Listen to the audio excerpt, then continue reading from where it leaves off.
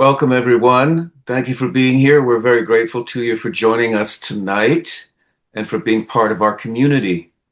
I hope you're warm wherever you are.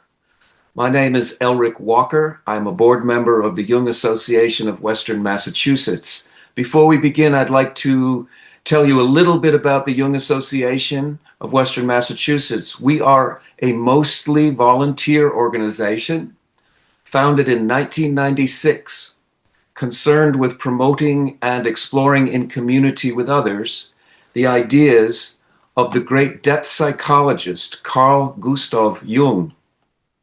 I'd like to take a quick moment to introduce you to our board members and to the members of our advisory board, and to thank them all for their good work on behalf of the association. Christine Olsen is our president.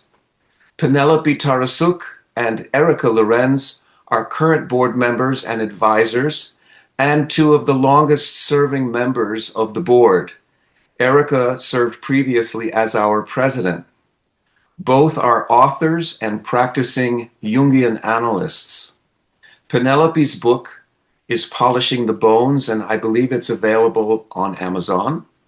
Erica is about to release her book, Body as Shadow, Jung's Method of Embodied Healing. And this should also be available soon. I know that you can pre-order it on Amazon. I've checked that. Also, Peter O'Brien is our speaker liaison. Janine Cooper is our treasurer and bookkeeper. Daniel Kinsey is our newest board member, and he is assisting with coordinating our local events. I serve as public relations liaison and promotional coordinator for the association.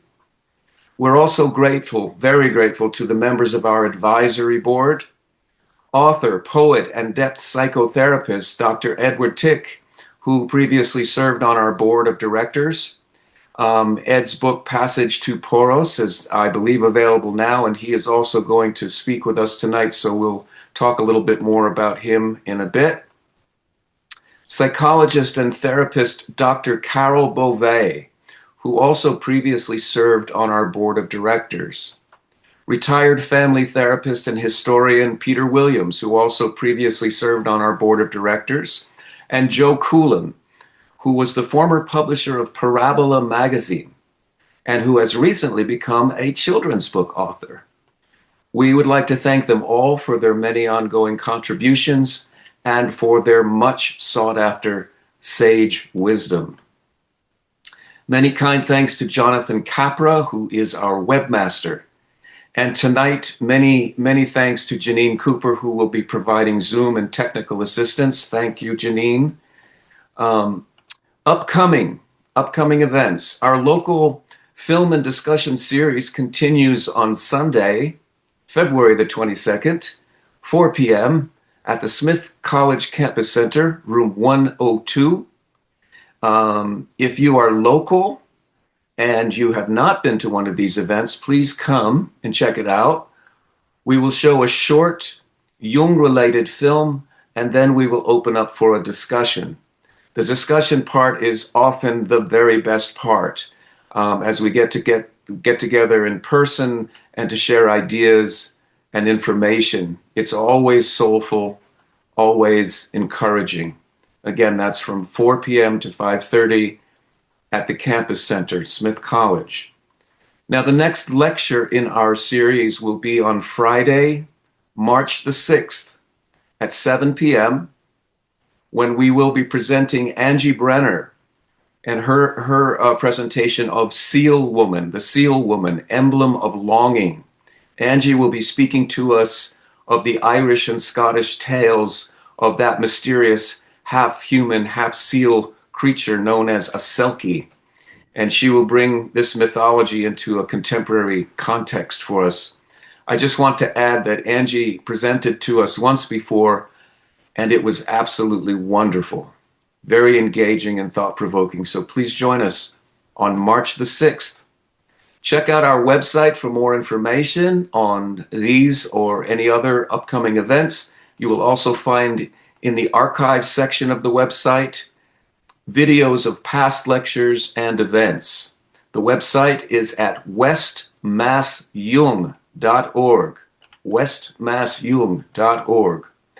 After tonight's lecture, we will, if there's a spirit for it, we will continue for another, say, 15 or 20 minutes, just to continue the discussion. Our speaker does not always join us, but is, of course, welcome to do so. Now, for tonight's presentation, I would like to introduce you to Dr. Edward Tick. Dr. Tick is an archetypal psychotherapist. He's an author, an educator, and an international journey guide. He is an expert on ancient Greece and the origins of medicine and psychotherapy in the Asclepian tradition. His book, The Practice of Dream Healing, is a modern classic. Director Emeritus of Soldier's Heart Incorporated, he also has pioneered archetypal and culturally based healing with veterans and trauma survivors for over 40 years. In addition to his private practice, Dr. Tick works in Greece, Vietnam, and internationally on holistic and spiritually based healing and the restoration of ancient practices. He has led, I'm not sure if I've got the numbers right, but I know at last count, he's led 20 healing pilgrimages to Greece, 19 to Vietnam. He is the author of 8 previous books, including the award-winning War and the Soul. He uses the Greek tradition extensively in healing, in writing, and in teaching. Tonight premieres Ed's just published or soon to be published Passage to Poros in the Sanctuary of the Gods of the Sea. And so it is my great honor and my grateful privilege to introduce to you tonight someone who has been a valued member of our association, a former board member, a person of honor and integrity, a trustworthy friend to this community, and someone who continues to make himself available to us as an advisor, and on occasions such as the one tonight, he comes to us joyfully to share his wisdom and his experience. He is someone who has spent his life in service to humanity and to the healing of the human soul. Please welcome Dr. Edward Tick.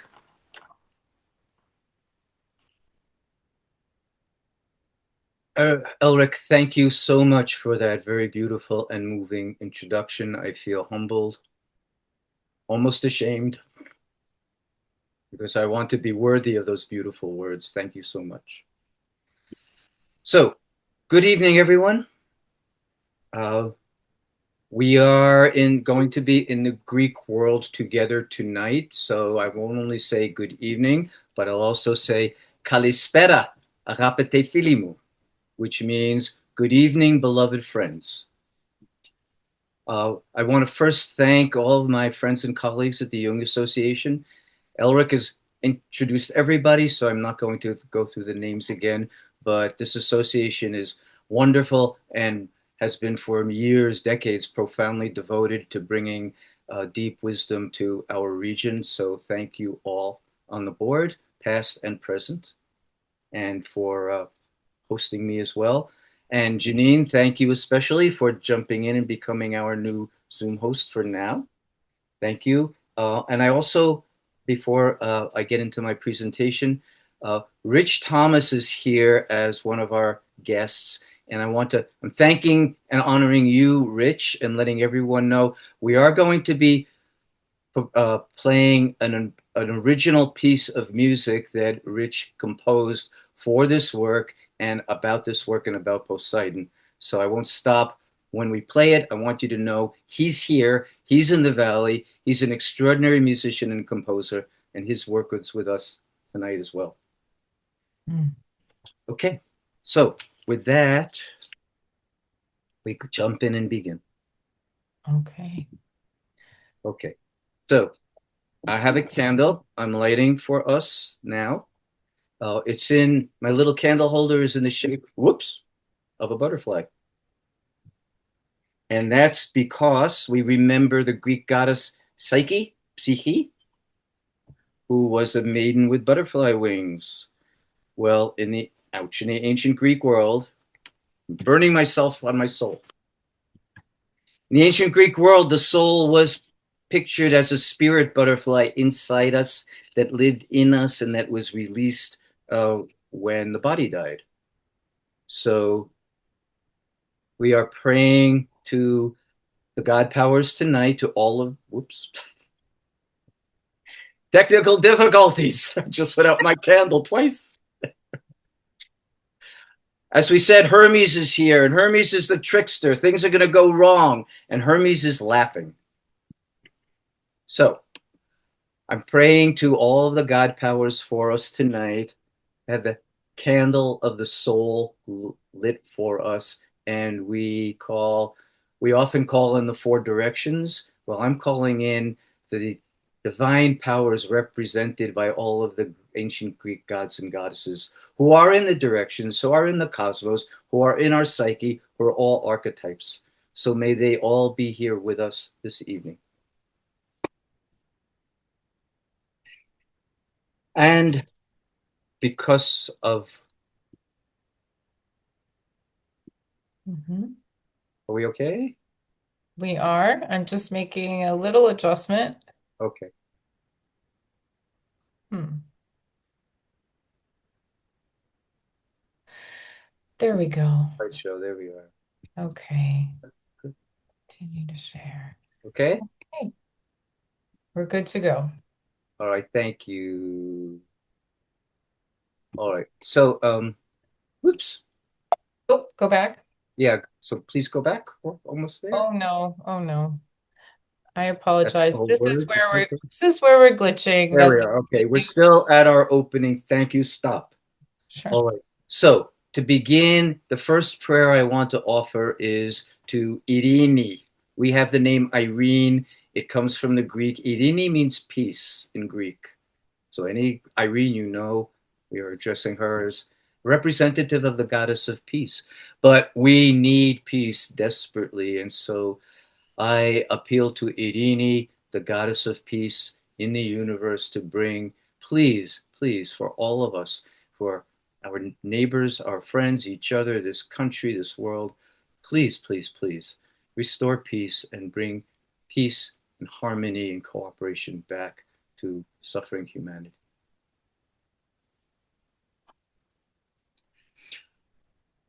Okay, everybody. So I'm intending to take you on a brief, we have 2 hours together, imaginal journey to Greece. We will be using the active imagination. I hope you all have notebooks or journals with you because I am going to invite you to do work during this presentation, and so it can be as experiential as possible. And we are at the second side, so we can stay here. What we are doing together is working to live mythically. And we all honor and follow teachings from Carl Jung. So I've just pulled out two that are especially meaningful and that I work with. Jung emphasized again and again and again that it's not ideas, not the intellect, not our beliefs that matter, but we have to have experience. And it is from our experiences that we know the truths about the soul, the universe, the mysteries, and our own identities.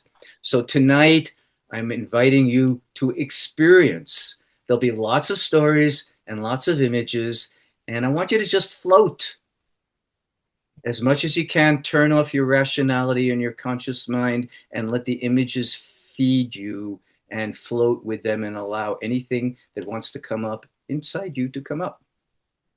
So that's experience. And I love this quote from Jung. It's so right. The archetypes are all dried up in our era. They've been drying up for hundreds of years under the assault of rationality and the overdevelopment of science and consumerism and all that. So the archetypes are really dry. They can still come through us as individuals, of course, but we need to water them. What do we do when a plant dries out? We water it. So we want to water the archetypes. So tonight, for the next couple of hours, we'll be watering the archetypes, especially the archetype of Poseidon, the god of the sea. And I hope and trust that that archetype and others will come more alive in you as we go through the evening, and especially afterwards, because once they start to come back to life in our psyches, they keep growing and growing as long as we tend them and feed them. So we're working together to live mythically, seeking core primal experience and watering the archetypes so that they reawaken and become stronger in us.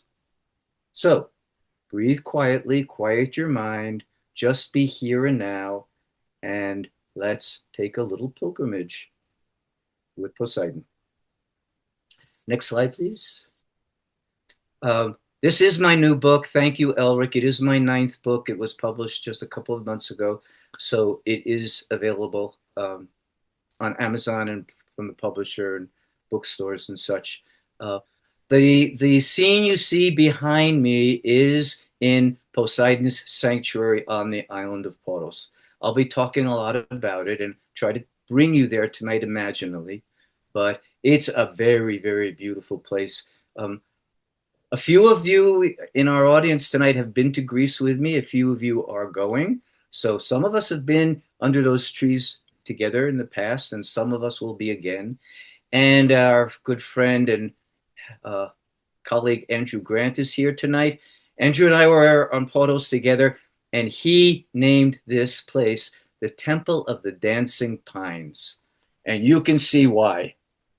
It's on Poseidon's mountaintop with beautiful sweet breezes blowing all the time, and the trees really dance up there. So we will be going into that sanctuary and talking about the meaning of sanctuary as well as this archetype of the god of the sea as we go through the evening. Just very briefly, this is my 3rd book in the Greek tradition.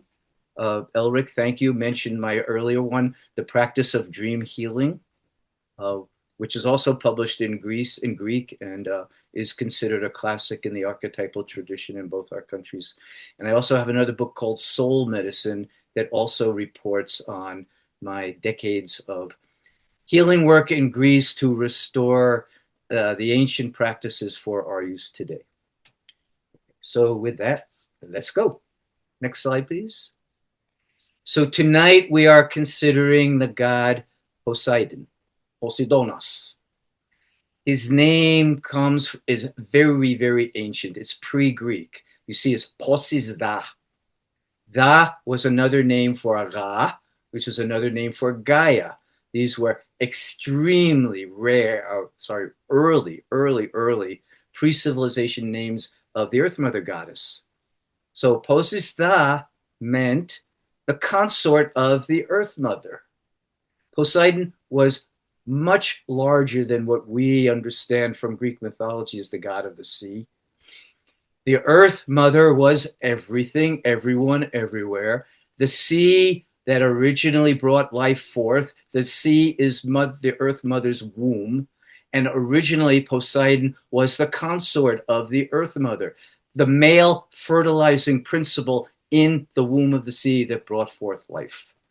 So he was an original creator god in very early mythology, and we will consider him that way and in all of his guises.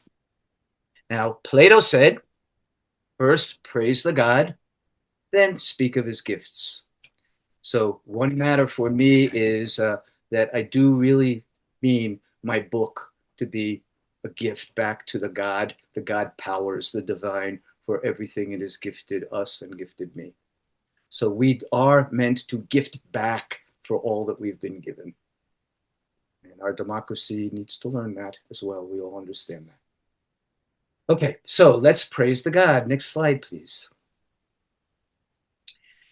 I'm going to, again, ask you to just relax, close your eyes sometimes, maybe now, and we'll play music in a few moments. I'm going to recite to you the Homeric hymn to Poseidon, which dates to 800 BC. So it's almost 3,000 years old. And this is my translation from the ancient Greek. but hear and feel what the ancients said and felt about this god power, this archetype. I call to you, Poseidon, great god, invisible, earth embracing, ever turning, founder, protector, lord of the deep and true. Next slide. Your task is double, Earthshaker, honored by the gods, to be tamer of horses and savior of ships. Then be kind-hearted to us, great invisible one. Be kind-hearted to all of us who sail your wide waters.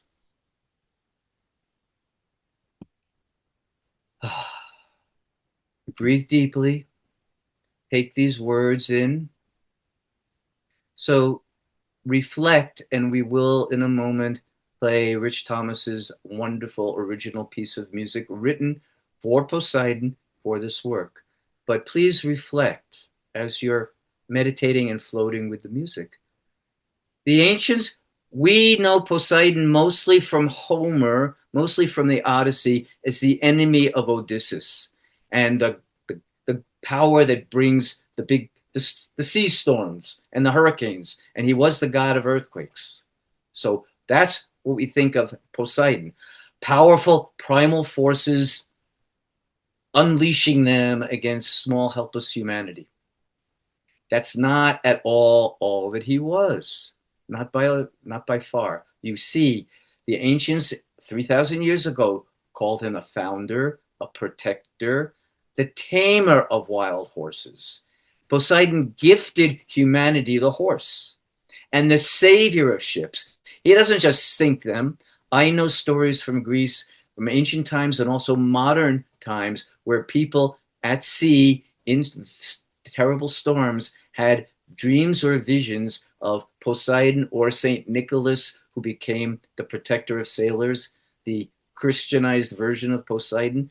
Literally, people had dreams and visions of Poseidon and Saint Nicholas at sea, saving them in storms. So the Greek people have really experienced this, and we can too. So please, as we play the music, what was Poseidon to the ancients, and what is this god power, this archetype to you? So next slide, and please, Janine, let's have the song. Okay. We will have to stop this for a second and for me to bring that up. And here we go. Okay. Great.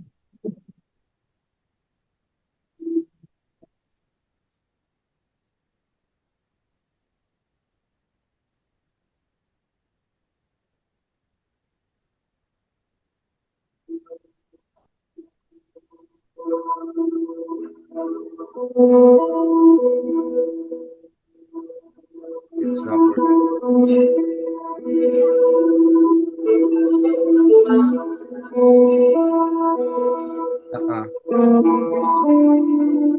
Janine, you better stop it. That's not working. What's wrong? That's not it. It's a Oh, beautiful. No, the music isn't working. it says Dream of Poseidon. Yes, this is the right site, and that's Rich playing it, but I'm just getting squeaks and noises on my machine. I'm not hearing the music. There may be a setting, Andrew may know if he's with us, there may be a setting for the Zoom that accommodates music. There is. Let me change that. I'm so sorry. Okay, I'm gonna start it over Yeah. and let's see how it goes now. And Rich, we apologize. Yeah, we're we're working it out. Okay, here we go. Let's see. Let me know, Ed. Raise your hand if it is bad.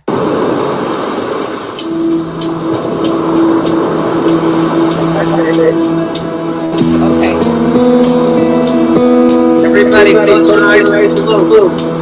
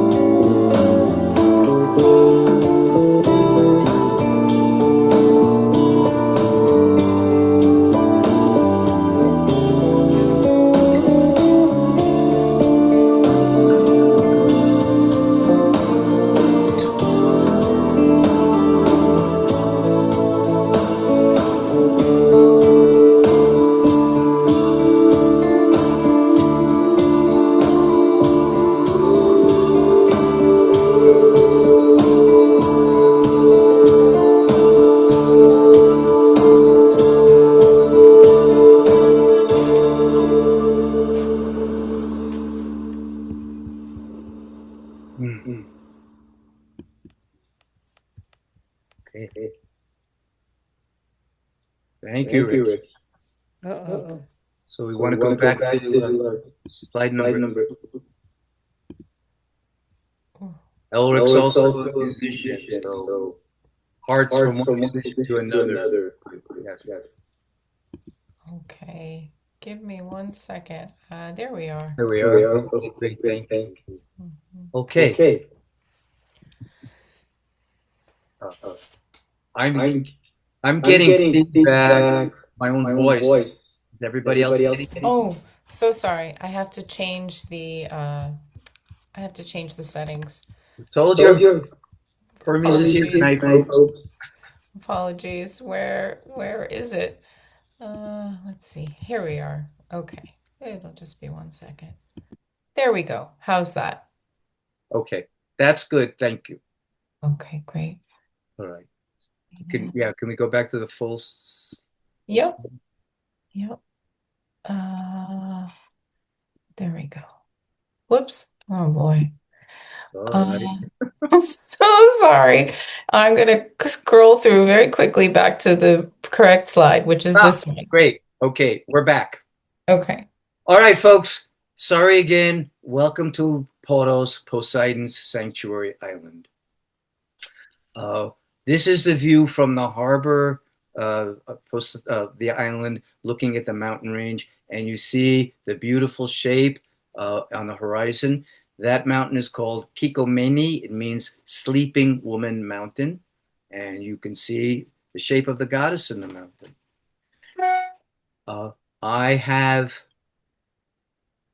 I've been traveling to Poros since 1987, leading pilgrimages there since 1995. Truly, when I arrived in 1987, it was love at first sight, and I was penetrated deeply.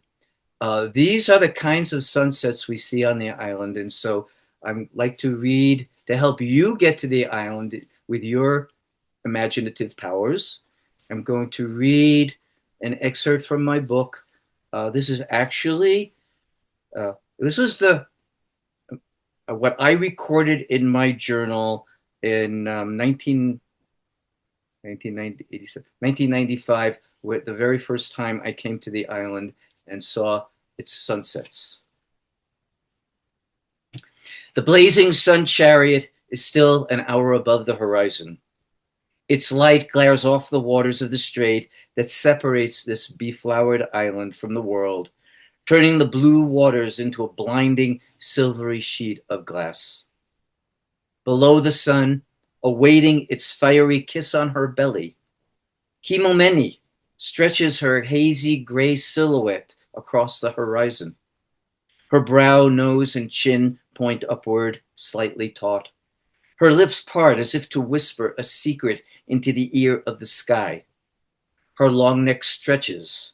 Her firm breasts rise so full, and her chest tapers to a slender belly, and her thighs slip upward to her raised knees. She is so perfectly a woman that looking at her, I expect her to see her breathe. I await the heave of her breasts, the pulsing of her throat, the quiver of her chin. Eternally she lies there while we who pass watch and wait in wonder. To see her would alone be reason enough to visit this isle. So, in Greece, in the ancient world, of course, everything was experienced as alive. There was really gods and goddesses in the mountain. The rivers and the waters really had spirits in them. They were all living.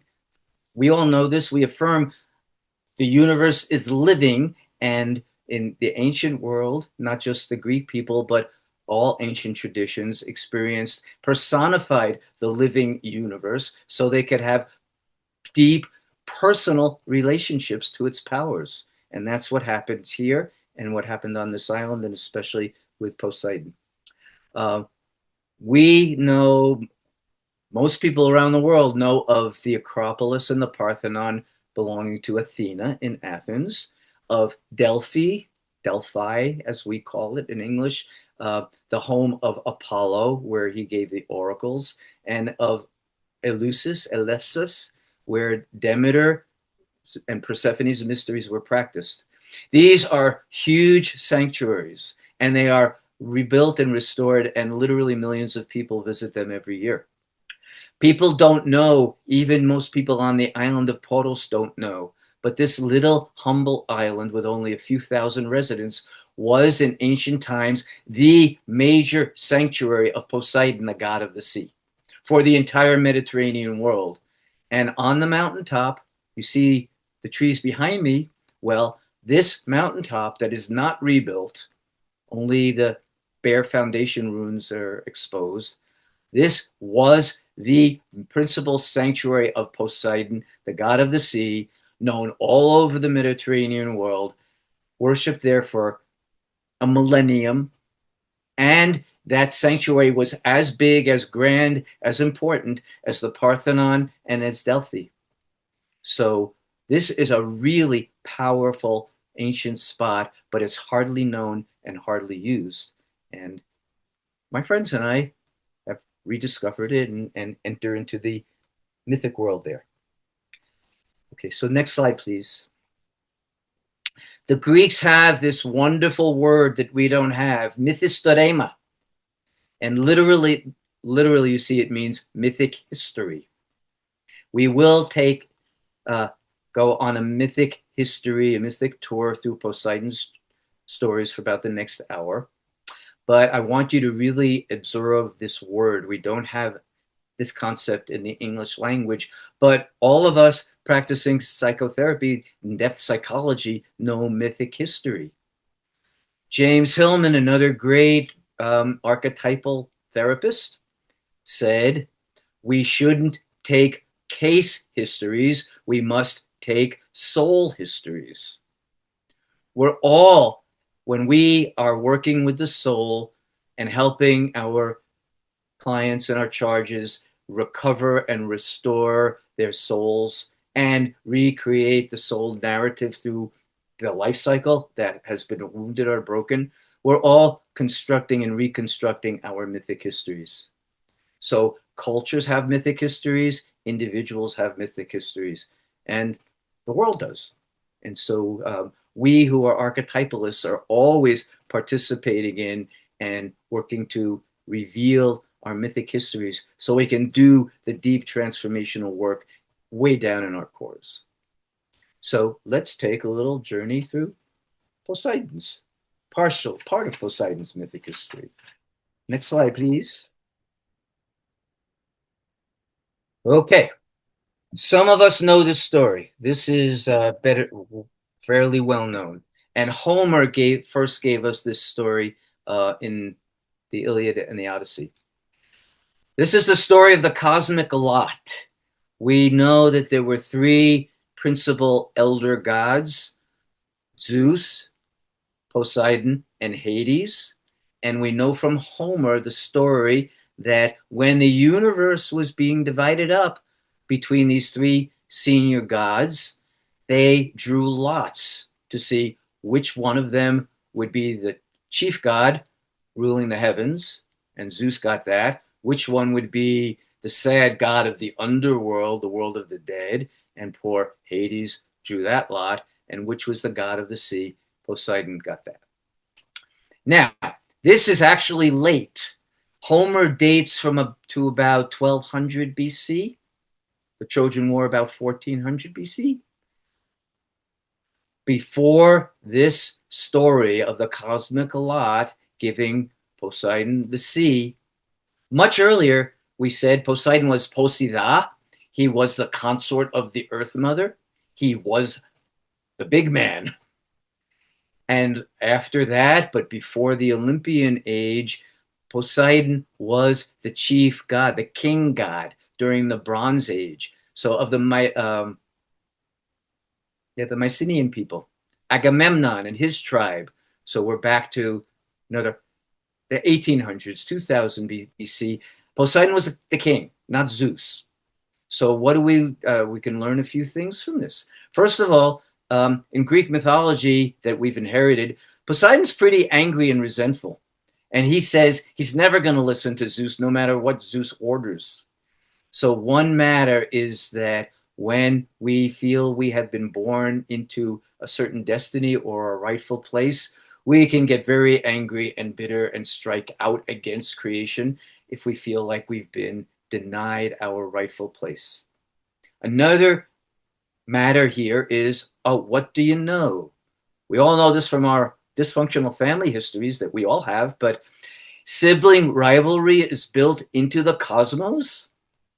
These three gods were brothers, and they were in intense rivalry and competition with each other for who gets to rule which souls they bless or curse, which mortals they choose to favor or torture.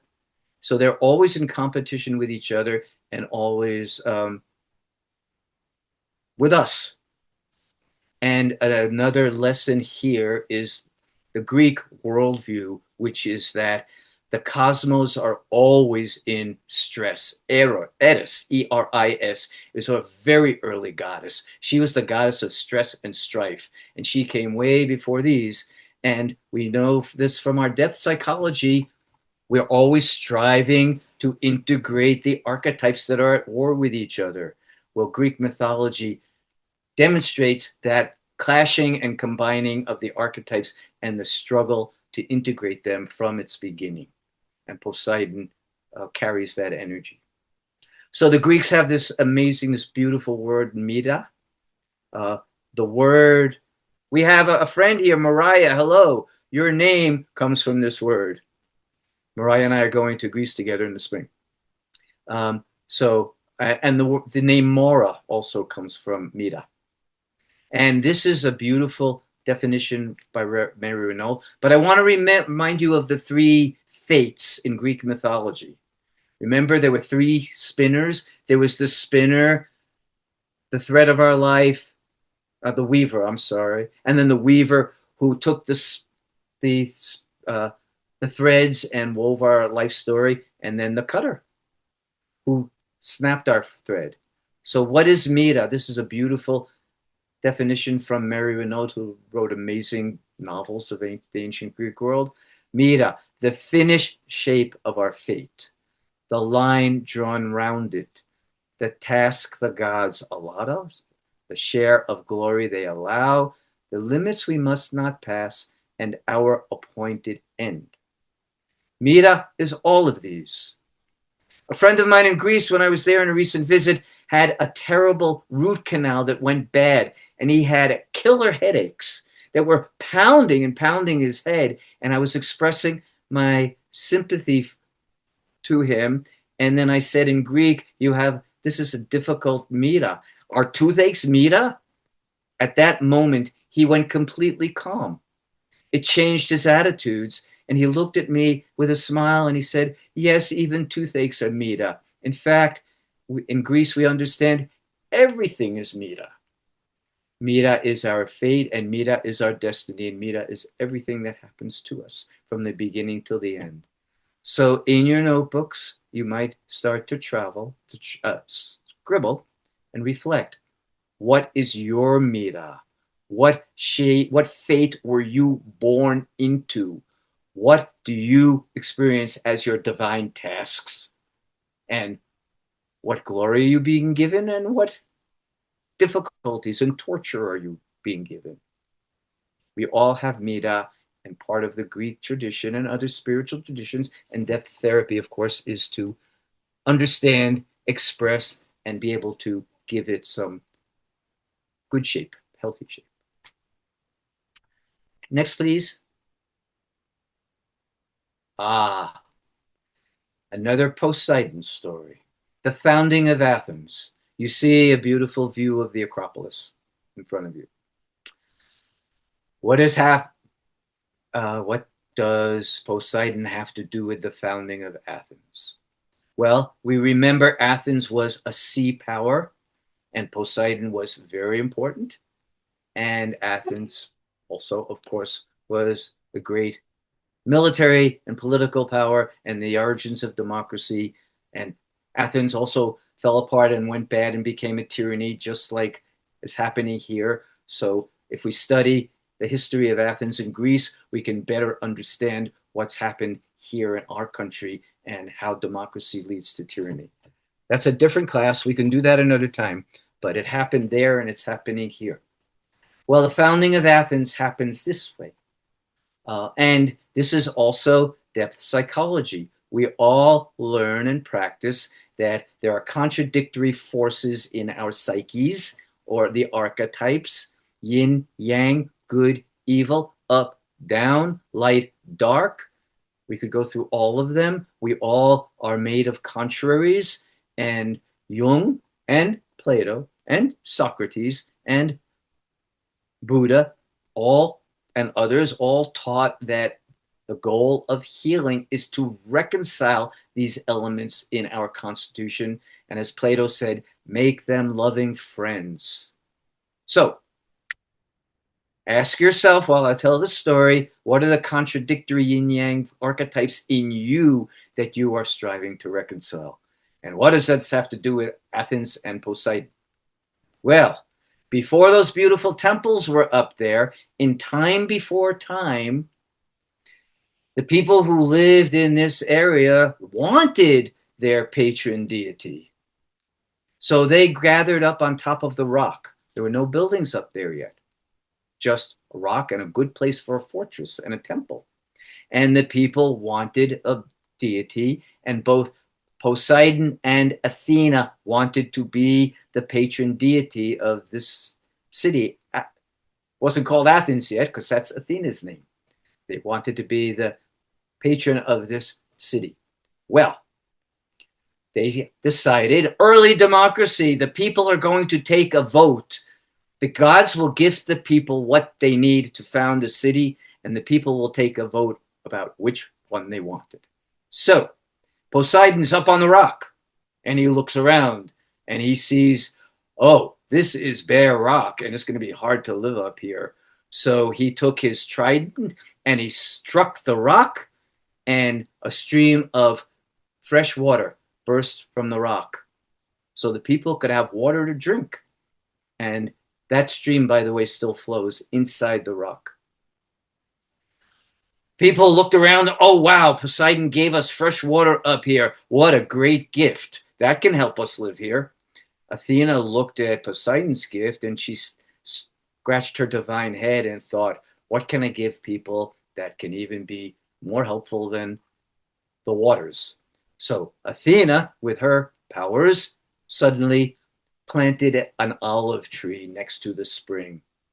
So Athena gifted the people the olive. And there is an olive tree up there. There have been olive trees growing up there since ancient times. So Poseidon gave them water, and Athena gave them the olive, which is food and shelter and oil and all of its good products. And the people went, oh, Athena gave us an even more important gift than Poseidon. Well, Poseidon scratched his ancient head, and he realized, I've got to do more. I'm going to give people another gift.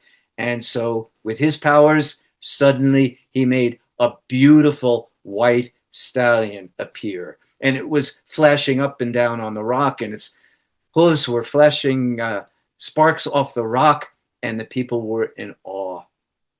Athena looked at the horse and wondered, what can I do that can top that can help people use this raw elemental power represented by the horse? So Athena also made her magic, and she gave the people the bridle. So not only did they have the horse, but they could bridle the horse and tame the horse and use the horse. So Poseidon gave gifts of raw elemental power, and Athena gave gifts that enabled the people to use those powers. And so then the people took a vote, and Athena won the vote. And some people say that at that time, all the men voted for Poseidon and all the women voted for Athena, but there was one more woman than man in the village, and so that's why she won. Maybe, maybe not. But the point is, Athena became the patron deity of Athens. Poseidon, because Athens is a sea power, was second in importance, and the Athenians did build a great temple to him on the peninsula of Sunion, 40 kilometers south of Athens. And so they did worship both gods. But Athena, of course, was the principal god, and the name Athens is Athena. So in Greek, when you say the name of the city and you say the name of the goddess, you're saying the same thing, Athena or Athene. So again, ask yourself what archetypes are in you that are maybe not getting along, that are hostile or competing with each other, and they need to be reconciled and made friends. Think about that and work on that. We go through life. Okay. Yep. Next, please. Again, the reconciliation of opposites. We have the conjuncto, the sacred marriage in depth psychology that we are all working for. And what do you know? That also, of course, exists in mythology, Greek and other. And Poseidon was married. So Poseidon's wife was named Amphitrite, and she was a sea nymph. And again, as I tell this story, ask yourself what forces need reconciliation in you. And in this case, especially yin yang, masculine, feminine, introvert, extrovert, fierce, gentle. And here's the story of his sacred marriage, their sacred marriage. Poseidon did, like the other Greek gods, he did have affairs, and he did rape, and he did have uncontrollable male energy sometimes. But he also did have this sacred marriage, and it is reported, unlike Zeus and Hera, to have been a good one. So Poseidon, living under the sea, traveled all of the seas and oceans of the world, and he knew all of the sea creatures, including all the beautiful sea nymphs. So while Poseidon was exploring the underworld, he visited with Triton, who is a god of the sea, who had many daughters. And Poseidon fell in love at first sight with Amphitrite, one of the daughters of a sea god. He tried to approach her, but he's too big, too powerful, too fierce, and she was really frightened of him. And so she fled from Poseidon's presence, and she went swimming through the waters of the world to get away from him. He pursued her, but she was also a sea goddess, and he couldn't catch her. Poor Poseidon was really sad. He couldn't approach her, and he knew that he was frightening the very woman he wanted for his partner. What did he do? And I'll ask you to ask yourself the same question. Poseidon got a helper, one of his own beloved creatures. Poseidon called the dolphin, because the dolphin is so graceful, intelligent, family and group pod oriented, and kind to other creatures.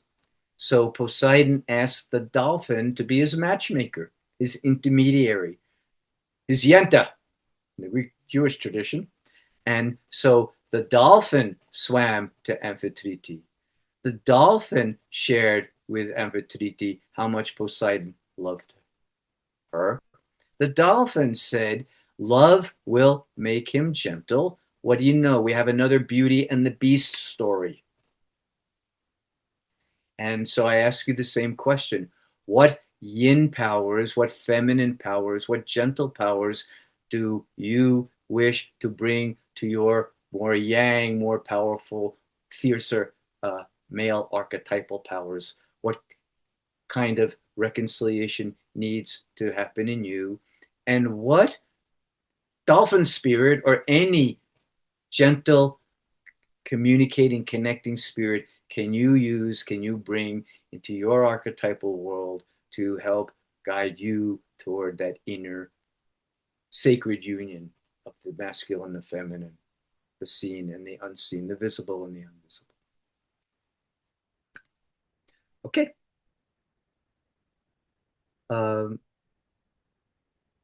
Yes, next slide, please. Okay. These are famous stories, and we probably know them. The Odyssey is named for Odysseus. The Odyssey is Odysseus' journey, 10-year journey home from the Trojan War after he had been away at war for 10 years. Now, the Odyssey, every veteran who is served in the military and goes off to war goes through his or her personal Odyssey. The homecoming is really difficult, and the homecoming can be even more difficult and challenging than time in the combat zone for a number of reasons. The homecoming challenges are brutal, and home hasn't changed and doesn't know who you are, but you've changed and transformed into somebody else. And it was very much through encountering powers represented by Poseidon that we've been shattered. So this is the image of Poseidon that we've inherited, where we think that he's always fierce and trying to harm us, to sink us. But this is, again, this is his shadow. Every archetype, of course, has its light side and its shadow side. I want to teach you another Greek word, krateo. Krateo, well, here's another good lesson. We all know of the guy of Hippocrates, who was, we call, the father of modern medicine, or the first scientific physician. He was a son and grandson of Asclepian priests. I'll talk about that later. Asclepius was the god of healing. I've been working with him for 40 years, and medicine and psychology in the Western world originates in his tradition. And Hippocrates was raised in his tradition and knew the tradition. He studied it scientifically. He didn't throw it out. He didn't transform it. He added scientific knowledge to spiritual healing to give us the original medical teachings that we have, which are very different from how we practice medicine today. All right. Hippocrates' name, Hippokrates. Hippos means horse. And kratis comes from the verb krateo, which means, we don't have a word like this, and we should.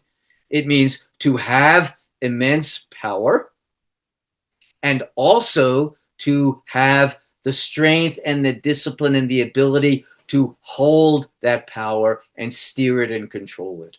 So this father of modern medicine was Hippocrates.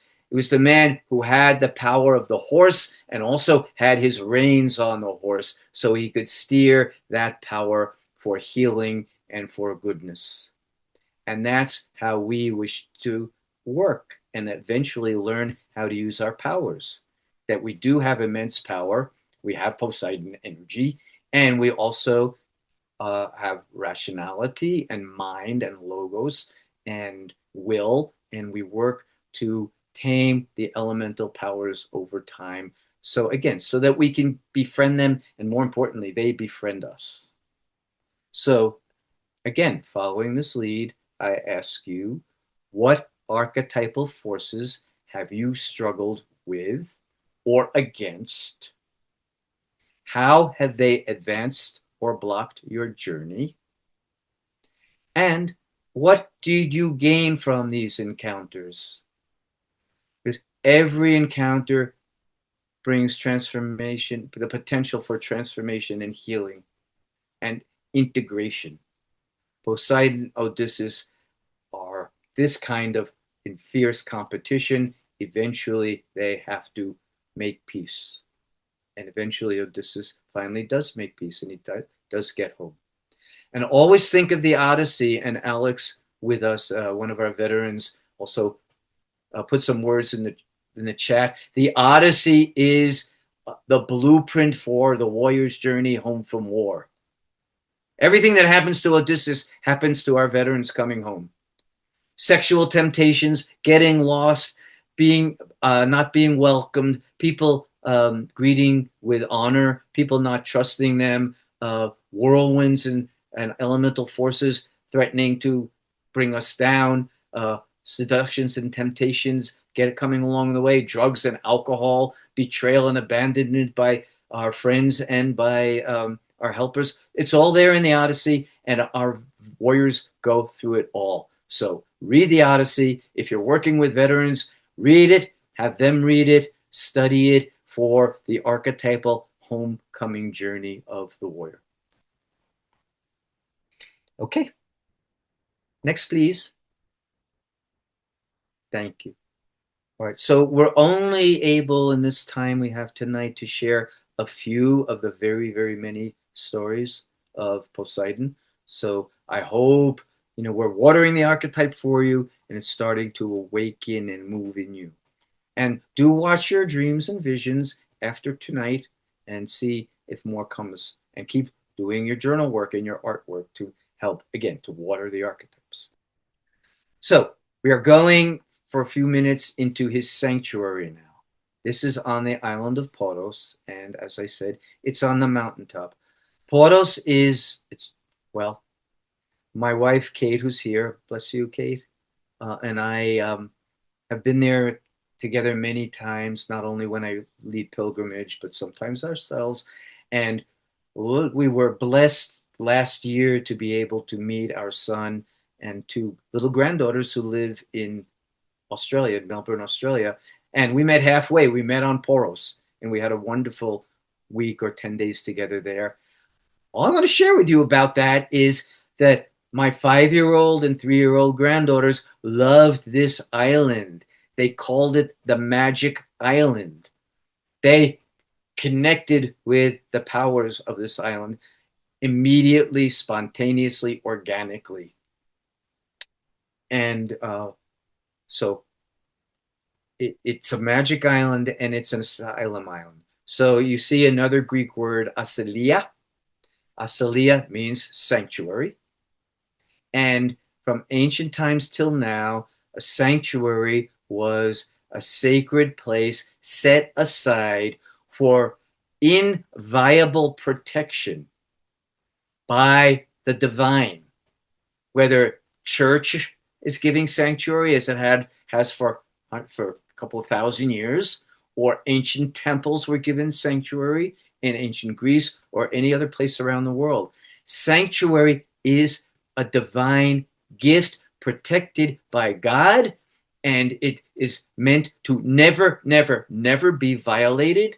And in the Judeo-Christian tradition, in the Greek tradition, in all traditions, when sanctuary is violated, it is considered to be an utmost sin. It's doing evil. You know what we're talking about here. The sanctuary is being horribly, hideously violated, and so we are sinning against the divine when we allow that to happen. Okay. That's no, don't leave yet. Thank you. All right. So you see dancing pines. On all of the gods and goddesses have epithet, other names. So Parthenon is named for Athena Parthanos, the maiden goddess Athena. Poseidon had lots and lots of different, they all had different names. Up on Poros, Poseidon was called Poseidonos, Poseidon, Kalavrios. That means good winds, sweet breezes. And you see the dancing pine.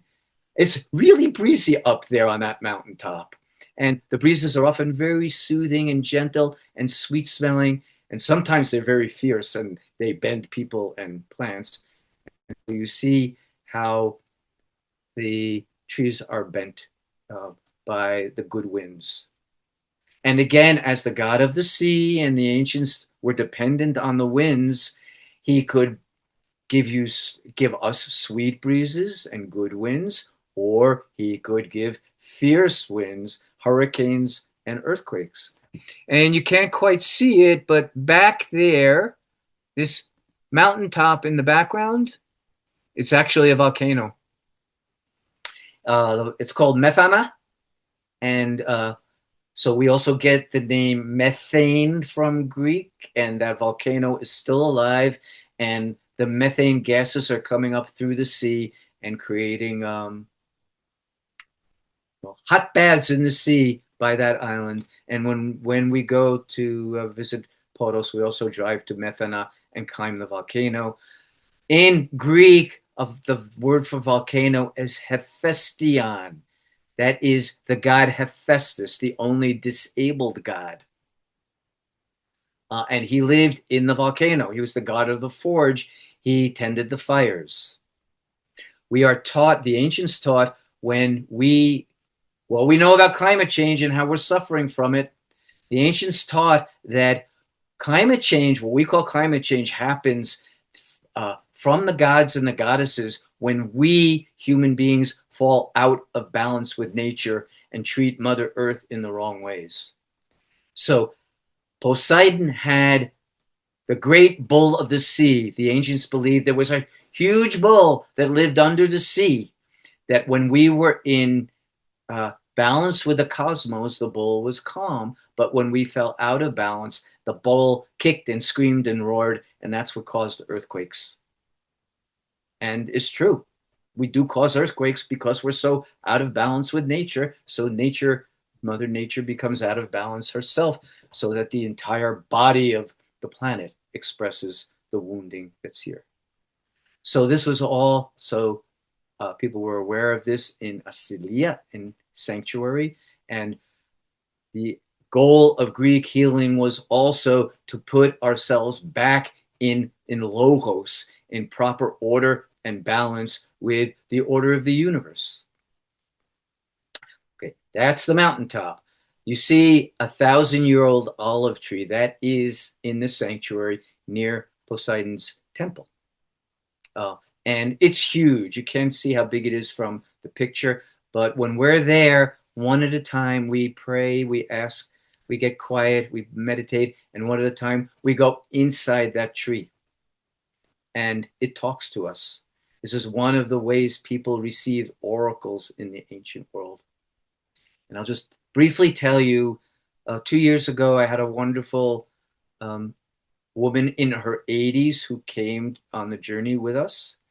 And she didn't quite believe the depth of identification and union we could achieve with the God powers until we got here.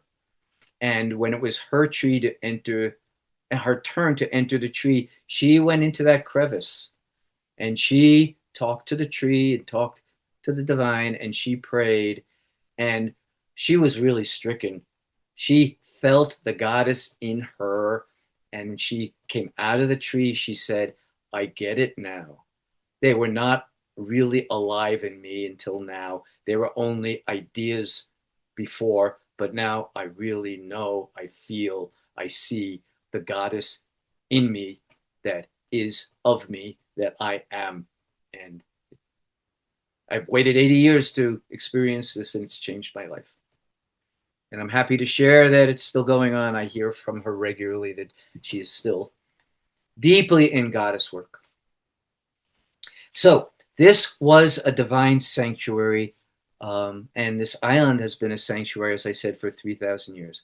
I want to tell you the most important historical story that happened here, because this also is a model for all of us to emulate and question. Many of us may have heard of the philosopher and orator Demosthenes. He's most famous to the public because he had a lisp. So he's the guy who filled his mouth with marbles and practiced elocution by talking with marbles to correct his lisp. And he did become a great orator. Okay. He lived at the end of the classical era when Philip of Macedon and his son Alexander were coming into power and taking over the entire Greek world. Demosthenes was fiercely in love with his freedom, as many of us are today, and of democracy, and he didn't want a tyrant to take over Athens. So with his powerful speech making, he convinced the people of Athens and other city-states to rebel against Philip and Alexander and resist their hegemony. They're taking over the Greek world. Well, they fought. They fought, and they lost. The Macedonians won. So Demosthenes became an enemy, and the Macedonian troops pursued him all over the Mediterranean world, and he fled here. And he came into this sanctuary. And he came to the temple, which you see, this is all that's left now. This wall on your left is the remains of the temple wall, and this is where the altar of Poseidon was in ancient times. But the Poseidon temple was as big as the Parthenon and stretched from that wall all the way out of our view here. But imagine a temple that large and as beautiful. And Demosthenes came in here for sanctuary, and the Macedonians surrounded the sanctuary, but they didn't go in. They didn't break sanctuary. They didn't violate the divine. They waited outside and just laid siege. And they waited a long time, and Demosthenes knew he was safe inside, but that they wouldn't leave.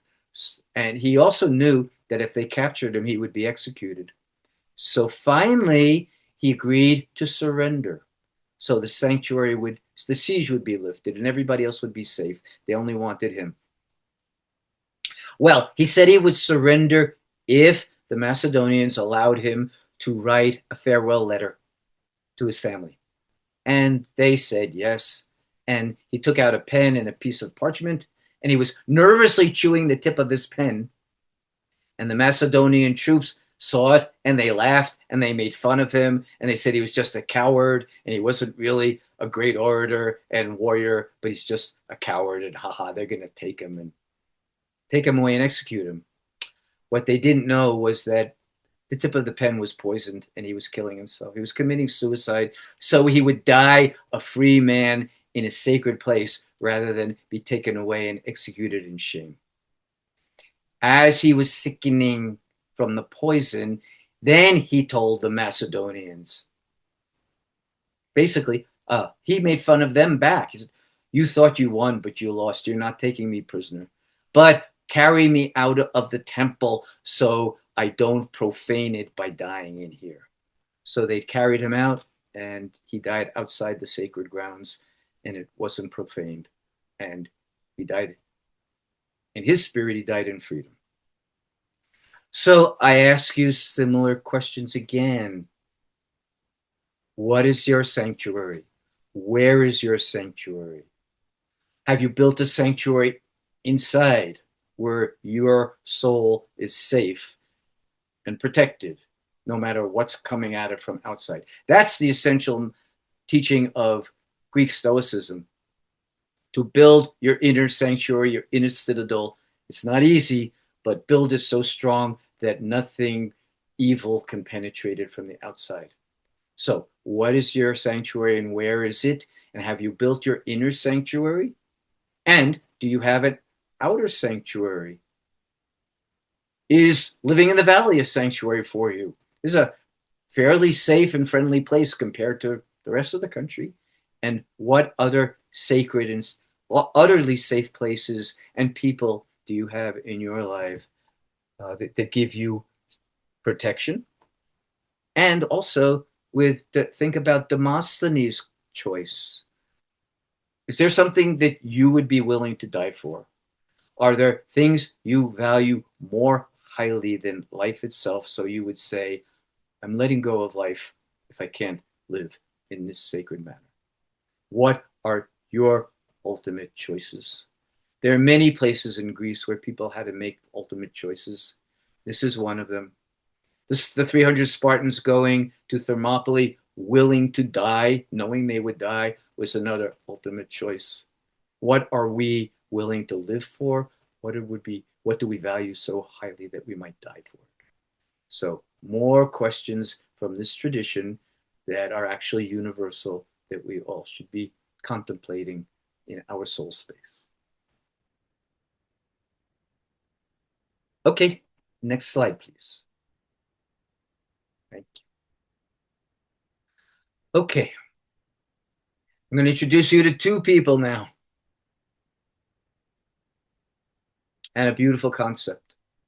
The people on this island of Poros are extraordinarily kind and friendly. Greece is a very friendly place. Unless you're a barbarian and go to war with them, then they're fierce.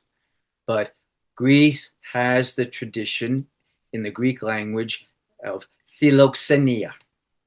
Now, we have the opposite word in tradition in English. We have the word xenophobia.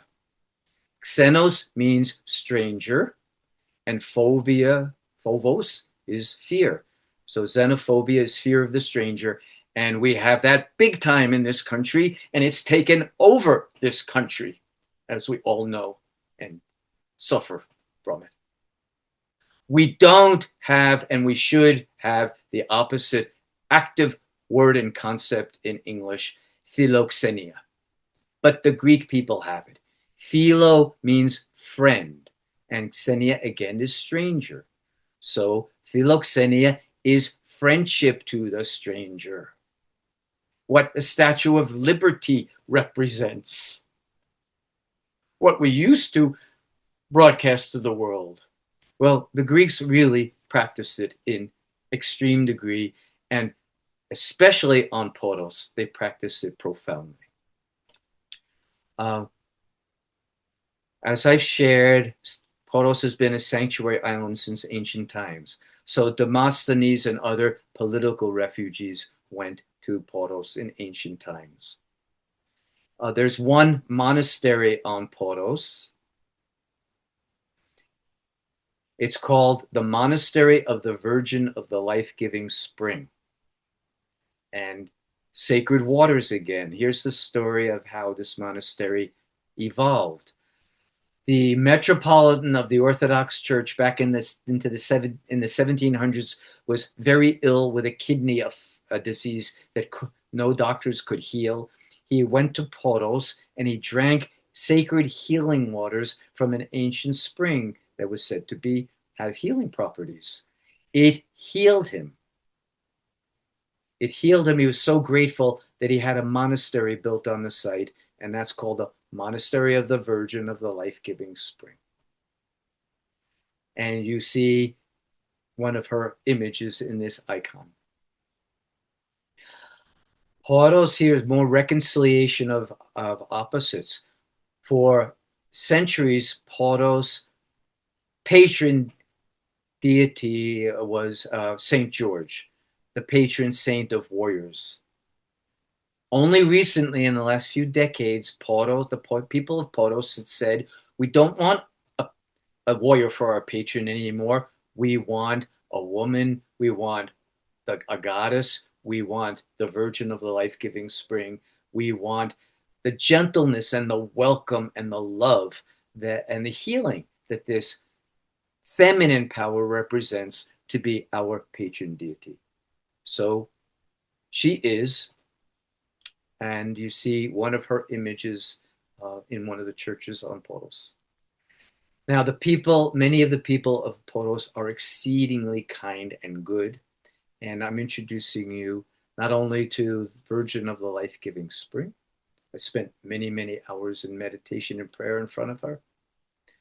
I stare into her eyes, just drenched in compassion for all of us. And the person next to her, is one of the best soul friends of my life. His name is Yorgos Dimitriadis. Tragically, Yorgos died relatively young, 2 Christmases ago. But Yorgos and I were friends for 20 or more years, and I'm going to share some stories from him. But first, I want to share with you that he represents the best of the spiritual traditions of Poros and of Poseidon in sanctuary, not of the angry god Poseidon, of the savior god, of the protector, of the healer, of the founder god Poseidon. So Yorgos ran my favorite taverna on Poros. Uh, I'm going to read to you about Yorgos and how he offered asylum, asilia, in his taverna to countless people for decades and practiced in everyday, ordinary life. Um, well, what you see, what he called the theology of the taverna. He is a beautiful example of the way we can live fully devoted spiritual lives, even outside of, of religious or sacred communities in the everyday world. And we can live holy lives as holy people, even in the marketplace. So, this is also from my book. And there are many stories of Yorgos and from Yorgos and of his wisdom. I'll just read a bit.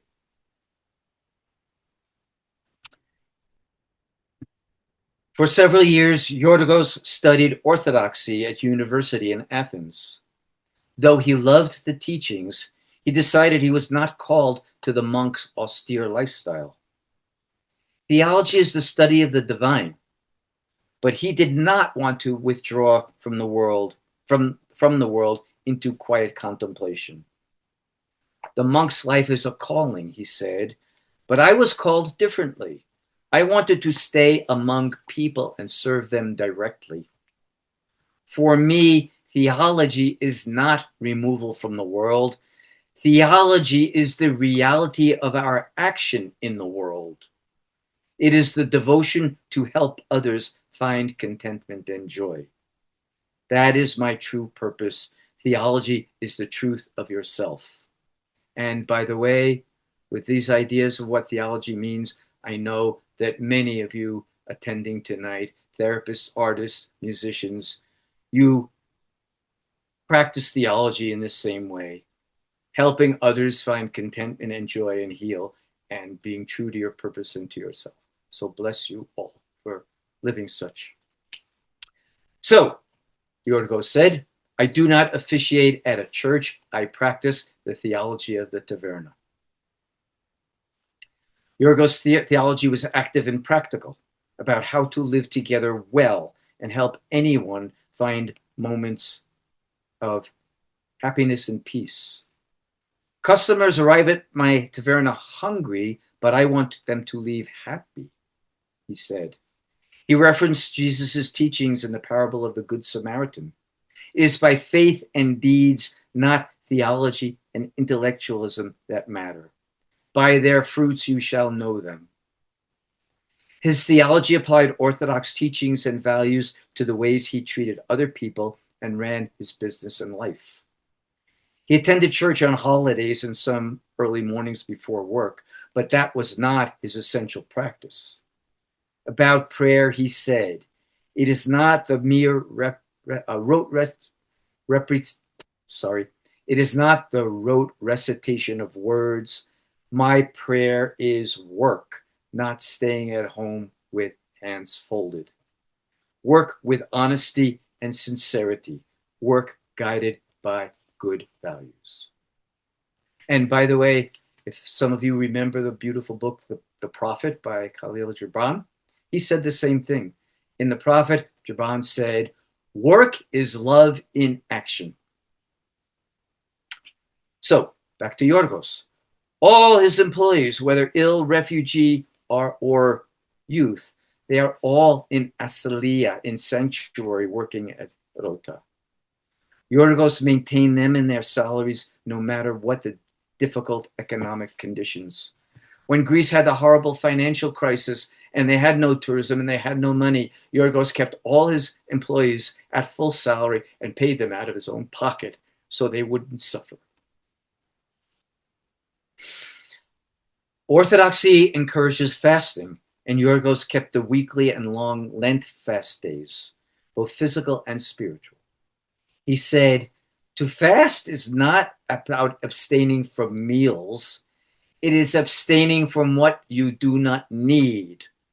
To fast is to know you have enough and to reduce what you do not need and not make waste.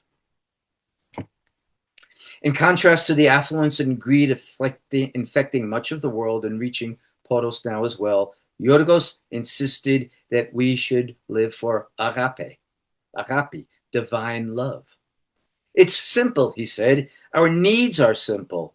Indulgence never satisfies. You want more and more until your body and belongings become obese. You accumulate it until it makes you ill and your heart and soul are empty, and then you seek even more. But Yorgos said we have a proverb in Poros. The proverb is, the definition of rich is enough. Enough. So Yorgos affirmed that there are miracles, and they too do not come from theology.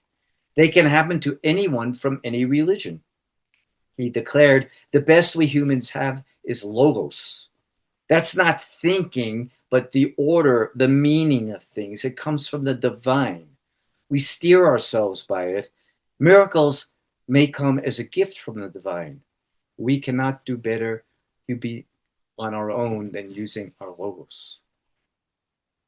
So, in Yorgos theology, we hear Jesus and his teachings on loving everyone. And we hear Plato and St. John on logos, the word, and the supremacy of reason as our best human gift. And Hippocrates, who taught that illnesses begin in the soul. And Socrates, Diogenes, and the Stoics, who all sought to want and have as little as possible. All these influences from ancient civilization flow like invisible rivers into Yorgos' unifying vision. In his understanding, Moses was a father of civilization who gave us written laws, the Torah, but the book didn't transform humanity. Plato was the father of Western civilization who tried to serve the populace by creating an ideal society. But he couldn't, and we can't. So Jesus came to teach us to make ourselves clean and pure so we can achieve a just and loving world. Jesus took all the previous teachings a step further by loving everyone equally. Yorgos declared, Jesus taught, created, and practiced spiritual democracy. Yorgos and the sincere Orthodox monks are on a Moses, Plato, Jesus path. So I invite you to reflect on that as well. And ask also, where is your sanctuary? What is your theology? How do you make your work acts of love and healing in our troubled and suffering world? Okay, next slide, please. So, I hope we've watered the archetypes a little bit for you. I'm going to give you a little time for writing and meditation. So scribble away, and I have some guiding questions. And then just in 5 or 10 minutes, we'll come back for question, answer, discussion, sharing time. Okay. Now, these questions are in my book, Soul Medicine, which book that came before Passage to Poros. And it is also about the Greek tradition, and especially about finding big dreams, visions, oracles, and using pilgrimage for a healing, a deep soul healing practice. And as Elric shared, I use pilgrimage. I've been using pilgrimage since 1990 when I began. So for going on 35 years, and I have led 25 pilgrimages to Greece and 19 to Vietnam. And some people have said to me, well, pilgrimage is interesting adventure, spiritual travel, but it's not therapy. Well, yes, it is. Well, then how do you describe it as therapy?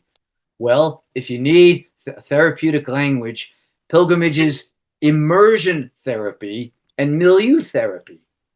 We go to a sacred area and we immerse with the people and the culture and the traditions and the practices, and it is transformational. So 19 journeys to Vietnam. After 2 or 3 weeks there, people who have been afflicted by PTSD and moral injury come back clean and happy and healed. And 25 journeys to Greece. And well, I invite you to read my books or hear more stories, because the healing and growth that people come home with are incredible. So these questions, a dear friend and colleague of mine, Dennis Slattery, is a great humanist and humanities teacher and professor of mythology from Pacifica. He came up with a concept that I use and I've adopted that he calls the biomythic journey. I write about it extensively in Soul Medicine, but it's also in Passage to Poros. Biomythic journey. These are questions that help us focus on the biomythic journey, but not just about Poseidon. These are the questions we ask. Where and how in our psychic lives, and especially in our illnesses, visible and invisible, the archetypes appear, Poseidon or any archetype. And then we ask ourselves, what is the god or the goddess in the disease? What does the divine power want from us? What do we need or want from them? What is the story that this encounter with the divine is proposing? And what wishes to be born in you? Remember, Poseidon, Lord of the deep and true. Not just the storms, the deep and the true. And we are all in this business of depth psychology and the arts, seeking the deep and true. So in your challenges, in your archetypal experiences, what wishes to be born in and through you that is most deep and true? So just take a few minutes to meditate and imagine and write, and we'll come back and share. And let's go to the gallery. Oops, okay. I want to see. We have some sharing time now. Can we go to gallery view? Oops. See everybody. Oops. Okay. So good evening, my good friends. And for any of you who are willing, most of you have your camera closed, but for sharing time, it would be great if we could see each other, be people together. So if you're willing, turn on your video. Thank you. Hey, Alex. Thank you. Great work. Great comments. Thanks. Anybody else willing to show your handsome or beautiful face? Okay.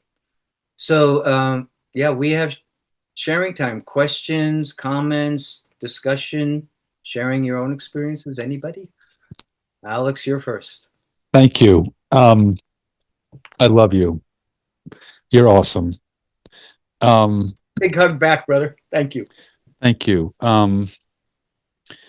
What I find incredible, many things. I'll try and be brief so I do not talk too much. I went to Poros as a 20-year-old kid in college and studied there for the summer.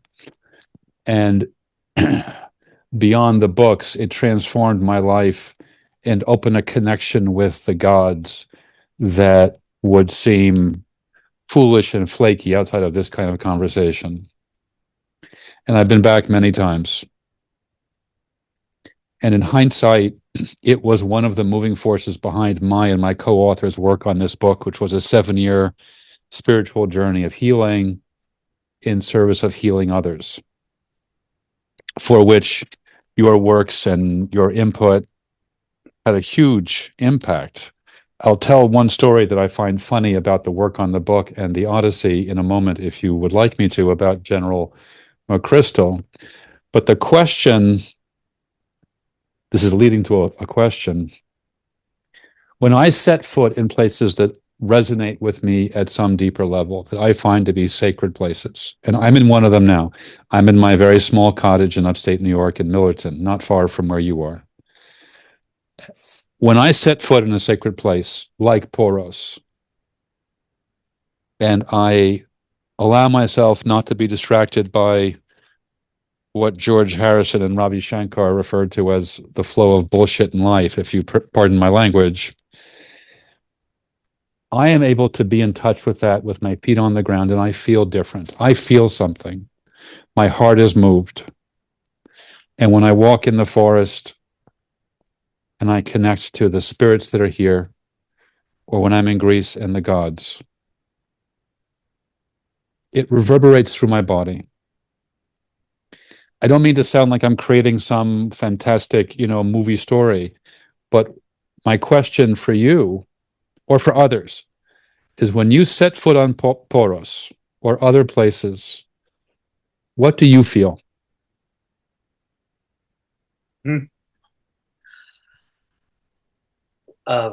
Thank you, Alex. And I celebrate that you know Poros and that you've been there and that it's touched and transformed your life as well. Well, I shared a bit of what I feel by reading my story of seeing the first sunset when I arrived on the island.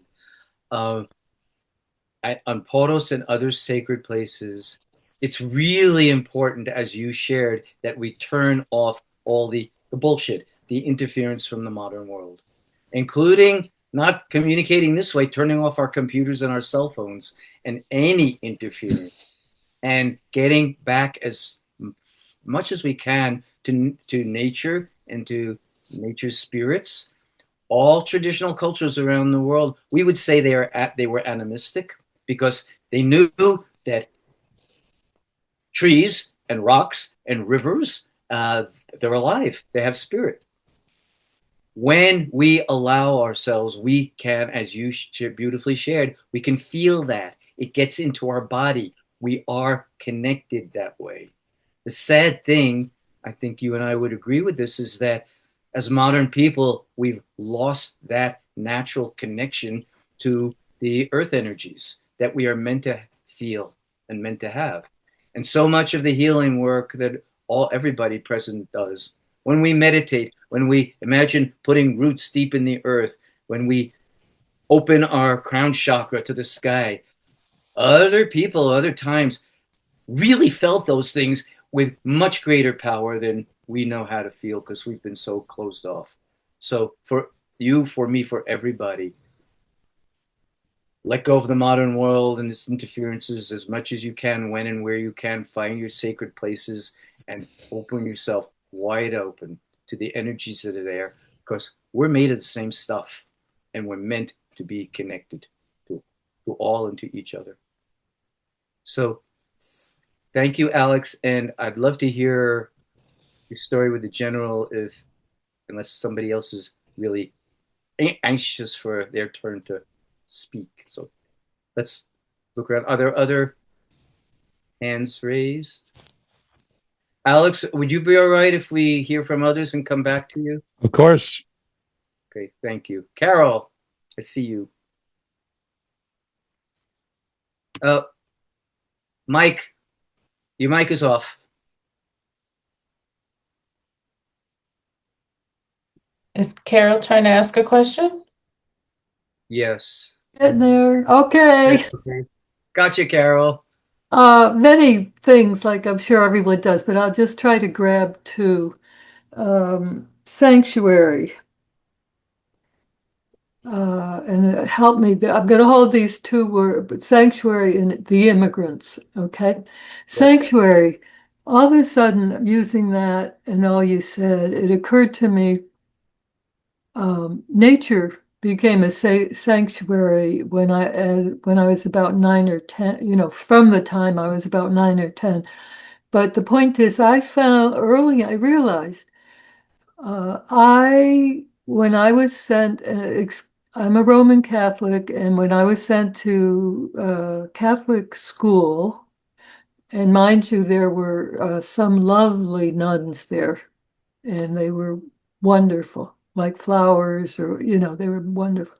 But it was also, there were some terrifying numb. Sister Immaculata, my first grade it's teacher. There's nothing to explain except that her request for perfection and control made me do some kind of trick in my psyche, where in the end I internalized this rigid, cruel authoritarian who hit me and shamed me. But I internalized her, but I also, so I had a superego, a perfectionist superego. But I also internally found a way to make all the rest of me, my playful goddess self, which is very large, um, and my loving self and my Italian dancing self, all of that, not internally. The critical superego could not find that part of me. And so I found some sanctuary by going somewhere. I don't know where I went, but I became invisible to that internalization. And that's been a complicated issue for me all my life to work on. But sanctuary, after that, the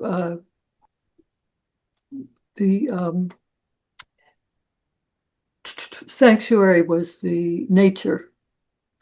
And in sanctuary, I could be free and be in communication with the goddess and the gods and the spiritual experiences. Presently, something psychic, all my way of needing to be, I had to come back to my family and to my home down here in Northampton. And I got a little depressed because there's some integration there between bringing that goddess part of myself into this daily family life with children and the world that forced me to be into. So just on that word of sanctuary and integration, and now I'm 82, and I'm making that integration in a way that I would not have imagined.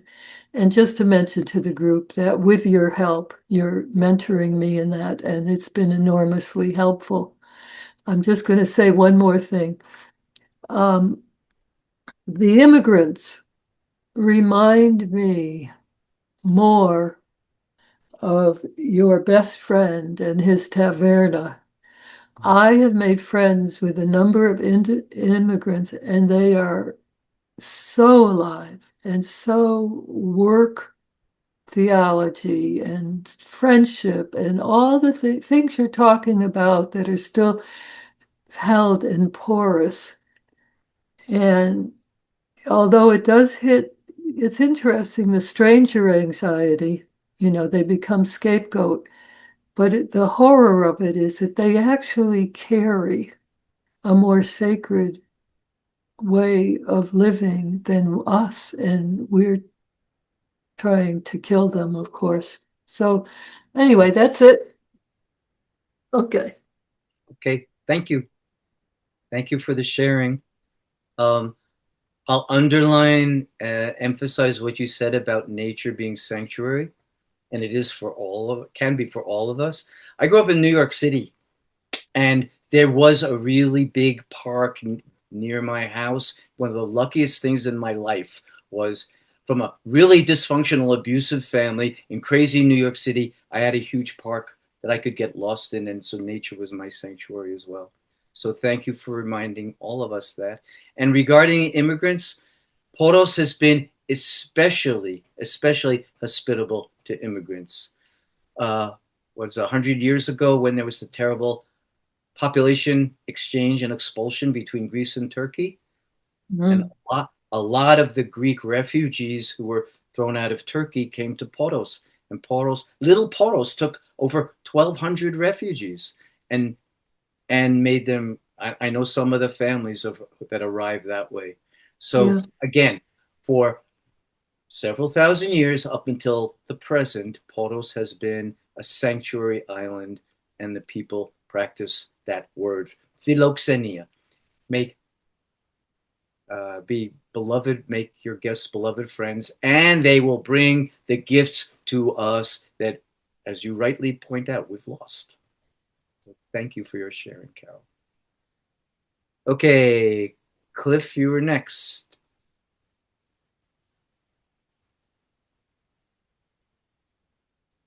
Clifford, somewhere?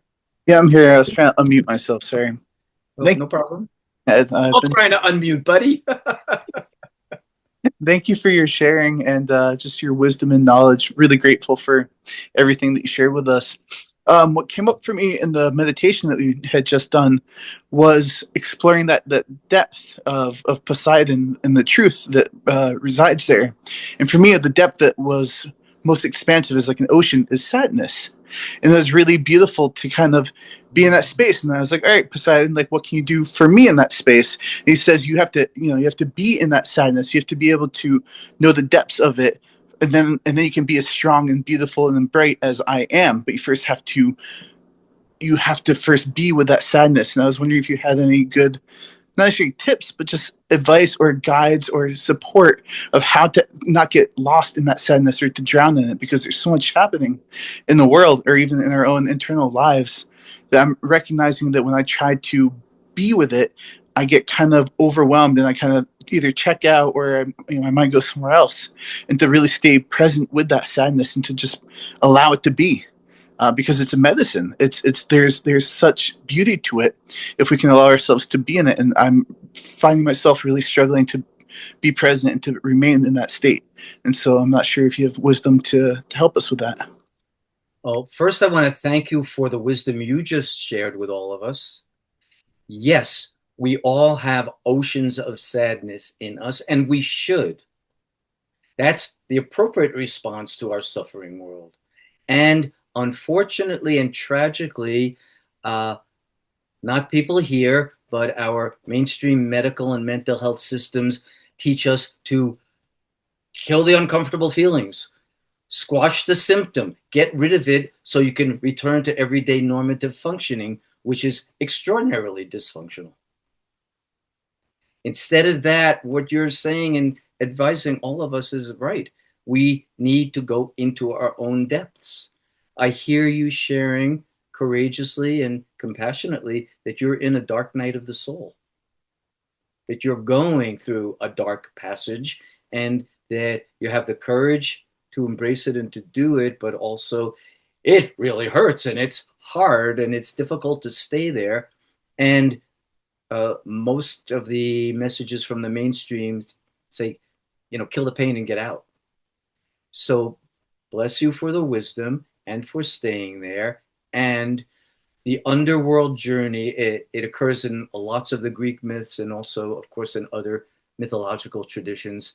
It's necessary to make the underworld journey, to go down into the depths of our darkness.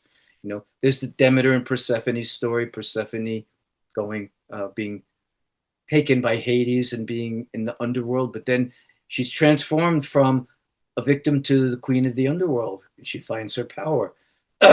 There's Odysseus went to the underworld in the Odyssey. Aeneas went to the underworld before he founded Rome. Orpheus went to the underworld to bring back Eurydice. There are so many myths about the necessity of doing the underworld journey and bringing back the gifts that we find there. And the gifts are very much about ourselves and restoring our own wholeness. So I've got oceans of grief in me, and I'm older than you, and I'm still diving down into them and bringing them up and working to cleanse myself. And so find support, find your sanctuary, find really good, trustworthy soul friends who can listen and share with you. Perhaps find a really good soul facilitator you can trust. Oh, let's go there. We got a lot of psychotherapists and maybe some psychiatrists here tonight. Well, Maybe. These words come from the Greek healing tradition, from the healing goddess Asclepius.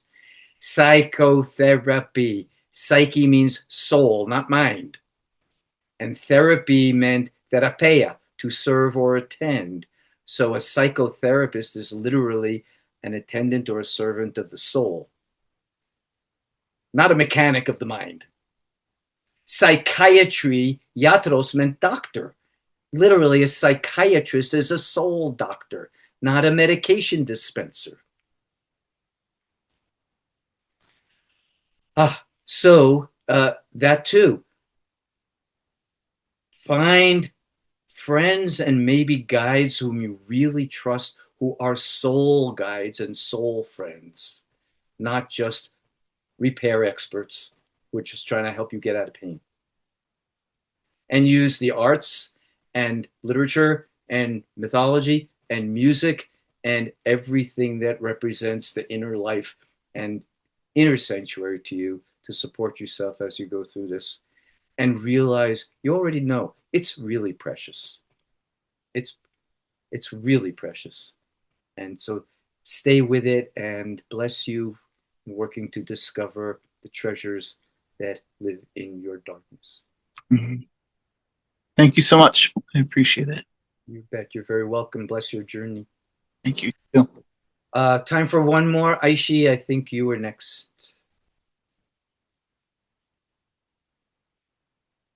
Oh, and look where you are. Yeah, I couldn't find my Poros picture, so I put the Parthenon behind me. Thank you, Brother Ed, so much for this opportunity to be here with you and to have had a couple retreats on the island of Poros. And I want to just say, for anybody who ever has the opportunity to make friends with a 1,000-year-old olive tree, do so.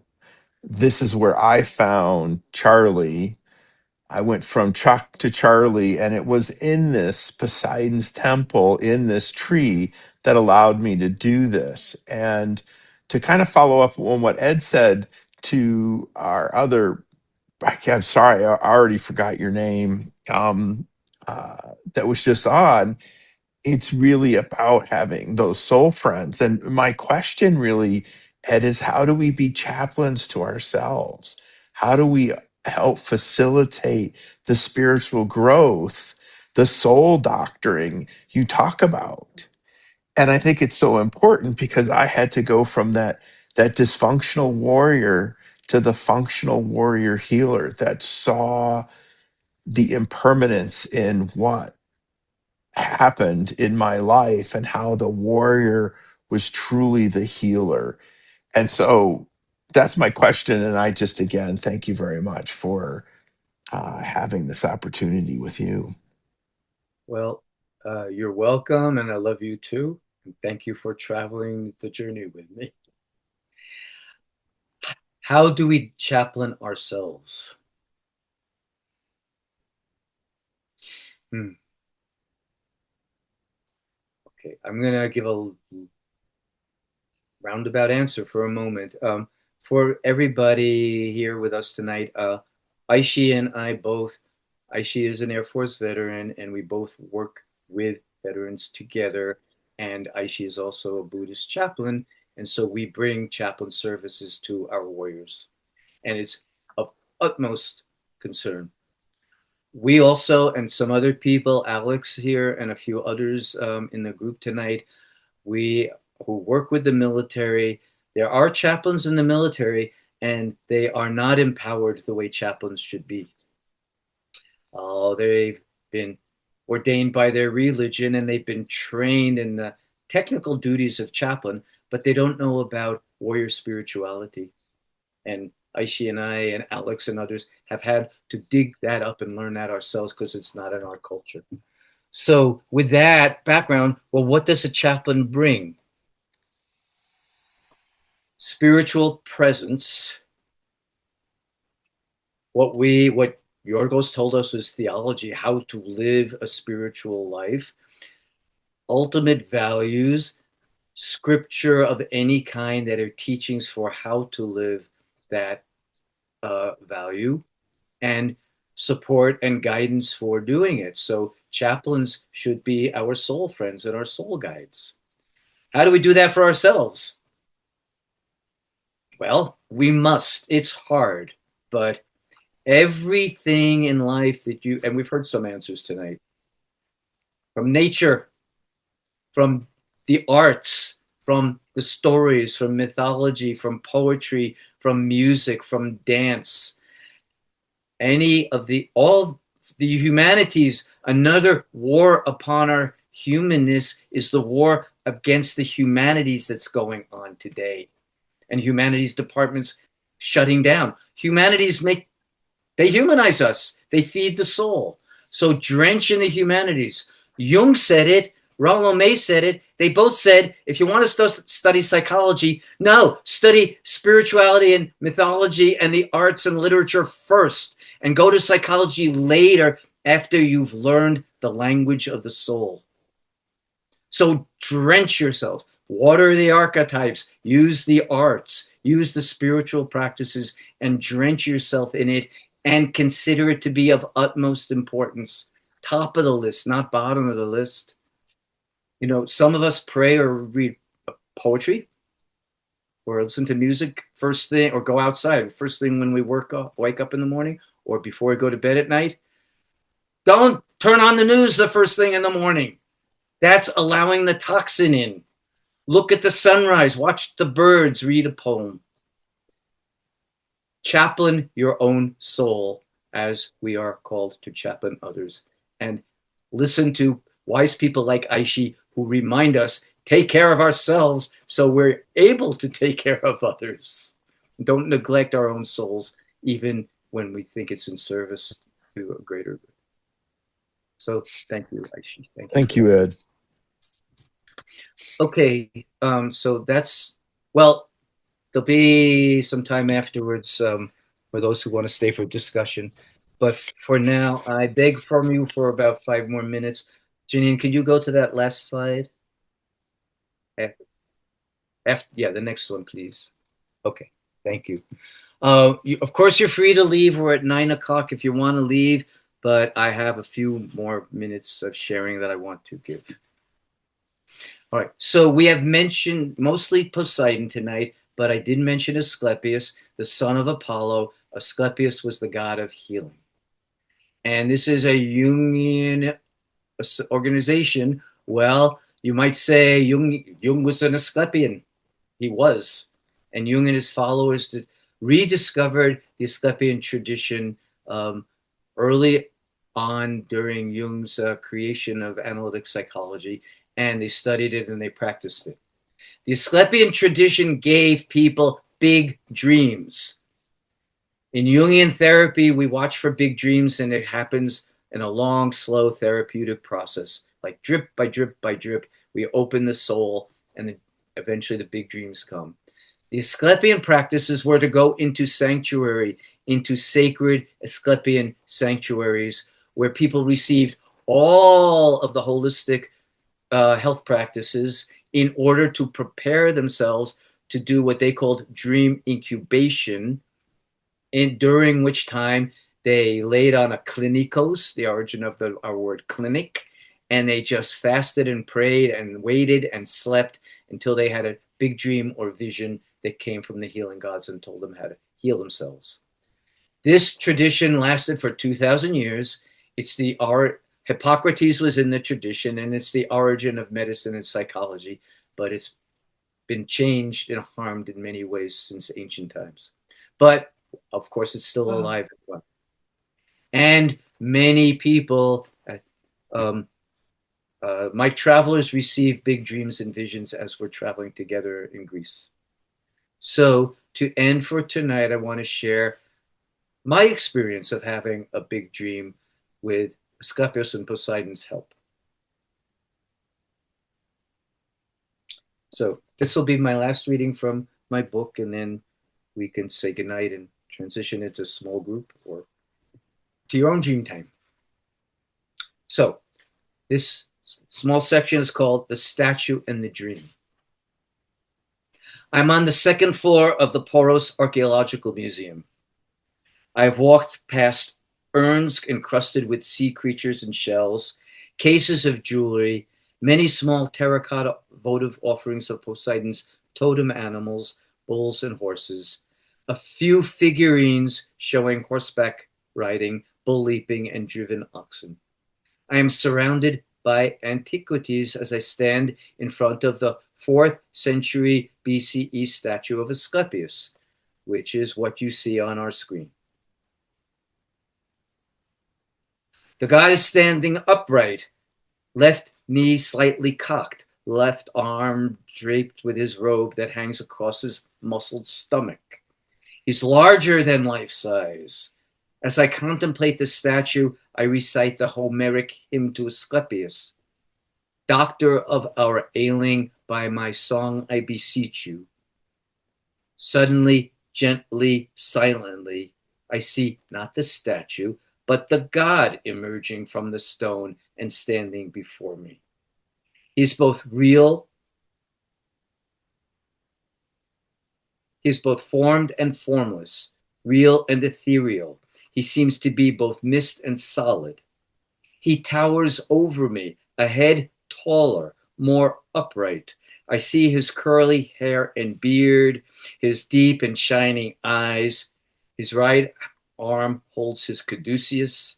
He does not move, yet I feel his vitality and an energy radiating from him that penetrates me with wonder and awe. Okay, my friends, the statue you see from which the god emerged in my dream, that statue is only about 2.5 feet tall. It's not bigger than life size. And you see it's missing its arm and its head and other pieces. I had this dream on one of my journeys, my last night on Poros. This statue is in the Poros Museum. But I dreamed myself in the museum and I saw and felt the spirit, the energy of the god Asclepius come out of the statue and entering and blessing me. And this is part of the answer to your good question, Alex. How do I feel it? How do I experience it? This way. I see, I feel, I hear. It becomes, as Jung reminded us it must, it's experience. It's not analysis. It's not thinking. It's not head knowledge. We see, we feel, we smell, we are transformed, as many of us have shared tonight. So that is my presentation for tonight. You can go to the last slide, please. Oh, there's one more slide. Thank you, Andrew.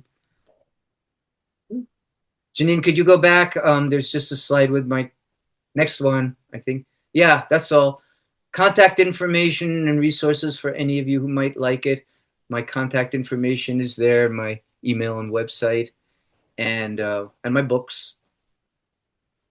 And as I did share, practice of dream healing, soul medicine, and passage to Poros are all in the Greek tradition, each one building on the other and bringing to our modern world and our awareness, and for our use, how we can use the ancient practices in a more pure way and help medicine and psychology get back to its sacred roots and origins. So we can go back to seeing everybody, and we can thank you, Tara. Thank you, Jan. Those of you who have shared Greece with me in the past or experienced yourself or will in the future, bless you and thank you for sharing this tradition and helping keeping spirit alive. So for all of you, through this work and others, we can achieve big dreams, meet and be penetrated by the God powers. They are indeed life-giving, enriching, and transformational. And my ending prayer for all of us, all of you tonight, is gods and goddesses, may all of the God powers and their gifts visit you, enrich you, and heal you, and bring you blessings. So thank you so much, and turn it over to you now, Ulrich, to close us up. Thank you, Ed. That was a wonderful presentation. We're so grateful to you for being here tonight and for giving your wisdom to us. I want to thank everyone who has attended tonight on behalf of the Jung Association of Western Massachusetts. I just like to see we don't have a lot of time. We went kind of over. I would say if people want to continue to speak a little bit, we could maybe go another 10 minutes. Would you give me a show of hands to tell me if people have something to say or if we should just let it go now? You know how to raise your hands. Anybody? If you have stuff you want to continue to discuss. I'm not seeing hands. The definition of rich is enough. I think so. I think it is enough. Thank you, everyone. Thank you, Ed. And please join us again on March 6th. And please purchase Mr. Tick's new book, Poros. Thank you. And I'm sure it will be enjoyable. I'm certainly going to get a copy. Thank you.